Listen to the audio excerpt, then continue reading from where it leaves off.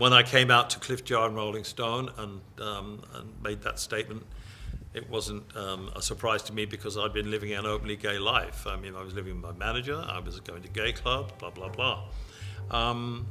But it was nice to get the monkey off my back because I was wondering when and where it might come out. When you gave that interview to the Rolling Stone and talked about sexuality, did you think that it would have the after effects that it's had? I mean, it's been now in every newspaper. Elton John announces he has forgiven me, bisexual, etc., etc. Were you quite prepared for the reaction that came with that? Well, of course, if I was going to say something, then obviously people were going to pick it up. You admitted to being bisexual. Yeah. What ramifications came from that? I mean, what came from that? What came from it? I mean, well, I found that when I was driving around London, I got far more waves from taxi drivers and lorry drivers than I'd ever had before. So...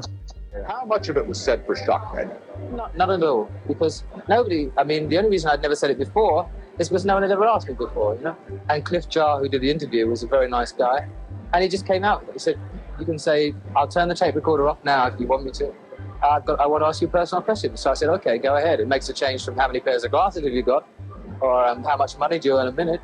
Well, he said, he was very nice. He said, if you want me to, after you answer this question, I shall erase the tape and you've got complete control, which is very nice. And he just said, are you bisexual? And I said, well, yes. And he asked me, and I gave a very factual answer. It's a truthful answer. And I'm glad it's all out in the open now. I mean, the day it broke in England in the national press, I was flying from Scotland to Rochdale, which is a northern town, to see my football team play. And they picked up the Daily Mirror where it broke, and they travelled up on the train, and we sort of met halfway, and things were a little interesting. I remember when it broke in the English paper, we were at Rochdale. We were in the 4th Division. And I was in Edinburgh, and I was flying down to Manchester. I was in Edinburgh or Glasgow, and my mother came into the room with a newspaper. She said, this will be interesting this afternoon. There's been no backlash at all. I think really it's the non-event of the football team doesn't ban you from the clubhouse or any such thing. Or the shower room, folks. At that time, Mike Keane was the manager, and we were in the 4th Division before Graham Taylor. And I was chairman of the club, and it was... I went down there and I thought, oh, God, this is the last thing I want. But, you know, he took me aside and said, listen, we've seen the papers, the players don't give... You know, you're the chairman of our club, we'll support you and whatever. And it was fantastic. I mean, I was so relieved about that because football has been a huge part of my life. You know, why should you be so open? Why should you? Why should Elton John? Well, I think most people in the industry knew it anyway. So, I mean... What brought that about, though? Why should you tell them? Well, nobody had ever asked me before, really. And this guy from Rolling Stone, Cliff Jar, he was very nice and just came out and asked a question. There are many people who do not live in New York or Los Angeles, these free-swinging bastions of liberal thought, who are extremely put off by any deviation from the norm. So when you make a comment about yourself or anybody else, do you ever wonder if you're putting off people who might be your audience? Absolutely. Down, you know? Yes, I think so. But one has a responsibility to oneself. It's easy for me to say, well, I'm bisexual, but I'm going to keep it a secret. Because to get it off my chest was such a great relief. And most people in the business knew anyway. And it does offend people. And a lot of people don't understand, and I understand that. But it also helps a lot of people that are in situations that may be gay or bisexual, who are in little towns and places like that. If someone comes out, I can't stand people in show business that are out and out screaming queens that keep saying, oh, I hate faggots, you know? It was kind of common knowledge in the... I'm very fortunate to be in a business where it doesn't really, you know, that sort of thing is not sort of out of this world. It's not as if I come from Mars or anything. I got a lot of letters from people in England, especially from kids that live in, well, not just kids, people that live in villages and towns where it's still very taboo. And it's very hard. It's very, you know, it's mentally a very hard thing to admit. To see someone, if you like their records, I suppose, and to see someone else say it kind of feels, I suppose, the letters they sent to me said, thanks for being on our side, or thanks for saying it. It's given me courage, which I never thought of. And if I help those people, then I'm glad I said it. And I think you do have a responsibility. I needed to say it anyway. It's my own business. I don't flaunt it. I don't influence their lifestyle. But I needed to say it because there are other people. If other people are unhappy because they're being sexually, you know, if you think you're gay, it's a whole trip for a start. And if you live in a small community and it's really hard to do, if someone else who you admire, say you buy records or a sports star says, you know, well, I've had that, you can, I don't know. I had a lot of letters from people that I never... It was a time, again, in 76, I came off the road, said this whole thing, got all these letters, and they were all from people saying, thanks very much for saying this. And it brought me down. You lose touch. You lose reality with life being in the situation that I live in. And that, I was really touched. And I actually wrote back to all of them in my pidgin English. And I still write. You did? Yeah, and I still write to about 10 or 11 people in England who keep in touch because of that. And it's very important. Weren't you afraid it would damage your position in popular music to say something like that?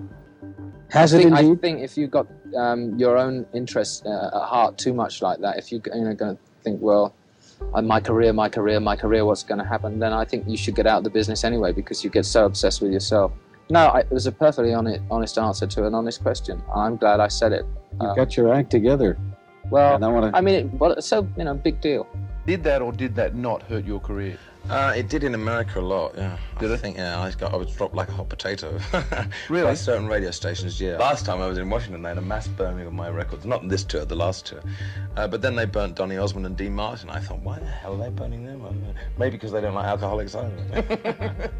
You don't have to flaunt it. It's up to the individual. It's a private thing, but I think for me, I had to get it off my chest. That was part of the unhappy side of me, getting it off my chest, which is really important for me. And you know something, I was kind of embarrassed to bring it up, and I just wanted a little answer, but thanks for that answer, because I think it might be helpful to some people who may not have understood. I can understand people not liking it, but I mean, hey, I'm sorry, that's tough. Exactly. Are you comfortable now with your sexuality or with your homosexuality? Yes. Do you consider yourself bisexual? No. You consider yourself homosexual? Yeah.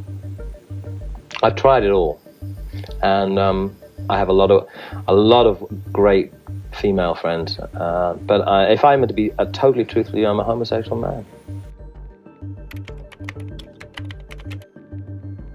Actually, what we were talking about was the AIDS scene, about gay people who are younger, and how it, how frightening it must be for them to come out anyway. It's always a terrible torment for gay people to come out. But for gay kids, it missed me like doubly. I mean, it's just awful. I'm very committed to the AIDS thing.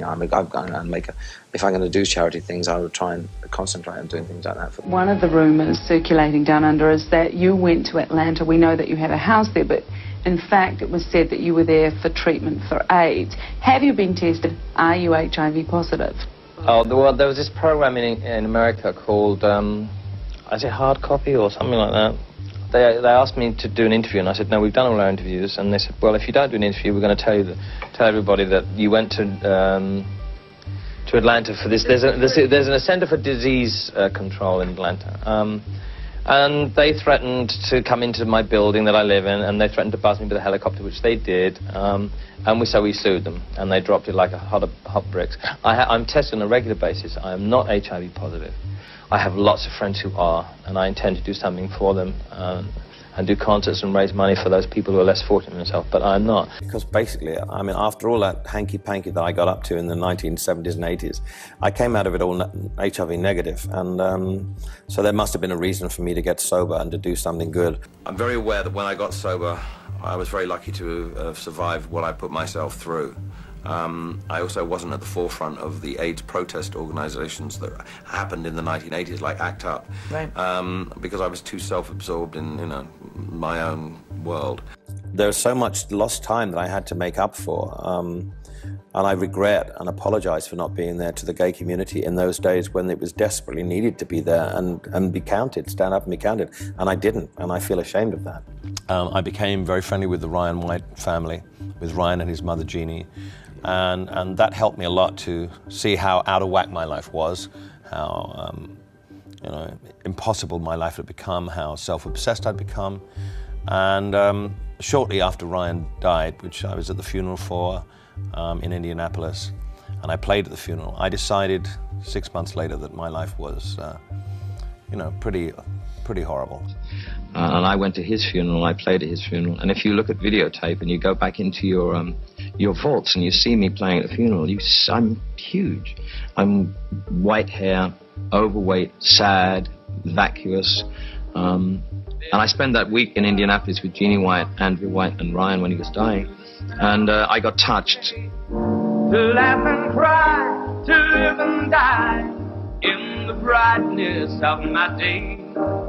it wasn't long after the Ryan White funeral, in time, that I decided, yes, this is I've got to do this. I went to a confrontation between the person I was in a relationship with, and I admitted that I made a mistake and I needed help. As soon as I said I needed help, I came back to life spiritually, and I knew I would get well because I said those 3 magic words.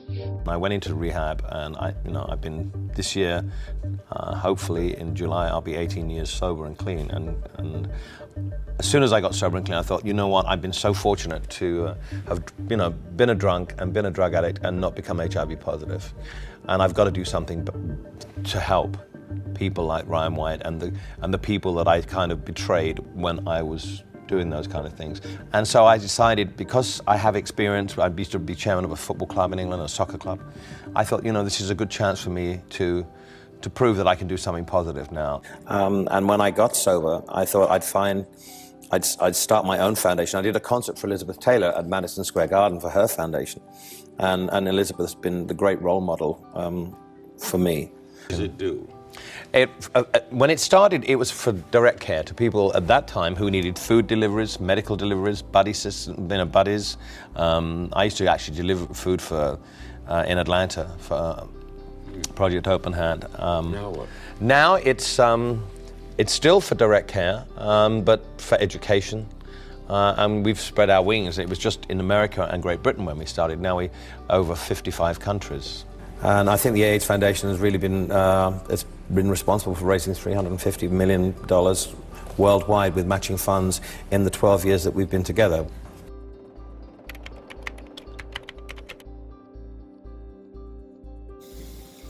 Are you in love now? Yeah, I am.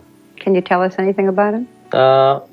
Well, I only that he's fantastic and has a career of his own, which is very important. I've made a lot of mistakes before. This is not the person now is not the person who confronted you and no, turned you I'm being around. secretive about it because I want to protect him and I want to protect us. And, but I'm exceedingly happy with him. And I found someone who wants to be with me forever, who's committed. And I've never really found that before. Well, I met David 3 years into my sobriety, and I'd gone back to England, and I said, you know what, I'm just going to concentrate on my sobriety. I don't want to have another relationship. I'm not ready for another relationship. I was too immature. And then I invited some people down to dinner, and David was one of those people. And I always used to chase love. I had to be in a relationship. If I wasn't in a relationship, I could never be on my own for 5 minutes, and that is not healthy.